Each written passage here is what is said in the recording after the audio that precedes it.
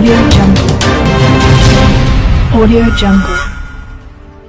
గత ప్రభుత్వ 5 ఏళ్ల పాలనలో పోలవరం ప్రాజెక్టు విధ్వంసానికి గురైందని, వారి నిర్లక్ష్యంతోనే డయాఫ్రామ్ వాల్ కొట్టుకుపోయిందని రాష్ట్ర జలవనరుల శాఖ మంత్రివర్యులు డాక్టర్ నిమ్మల రామానాయుడు అన్నారు.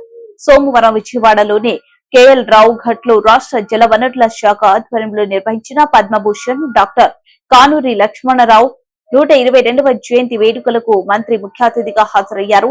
డాక్టర్ కేఎల్ రావు చిత్రపటానికి, విగ్రహానికి పూలమాలలు వేసి ఘన నివాళులు అర్పించారు. ఈ సందర్భంగా మంత్రి రామానాయుడు మాట్లాడుతూ 50 ఏళ్ల క్రితమే నదుల అనుసంధానాన్ని ప్రతిపాదించిన దర్శనీకుడు, తెలుగు జాతి గర్వించదగిన ఇంజనీరు పద్మభూషణ్ డాక్టర్ కానూరి లక్ష్మణరావు అని ఆయన జయంతి వేడుకలు నిర్వహించడం శుభ పరిణామం అన్నారు. నీటిపారుదల రంగానికి విశేష సేవలు అందించి భావితరాలకు స్ఫూర్తిగా నిలిచిన sir Arthur Cotton, Mokshagundam Visvesvaraya, doctor KL Rao, Ramakrishnaiah వంటి మహానీయుల జయంతి వేడుకలను 2014 నుంచి 19 ప్రభుత్వ పాలనలో ఎంతో ఘనంగా నిర్వహించామని తెలిపారు.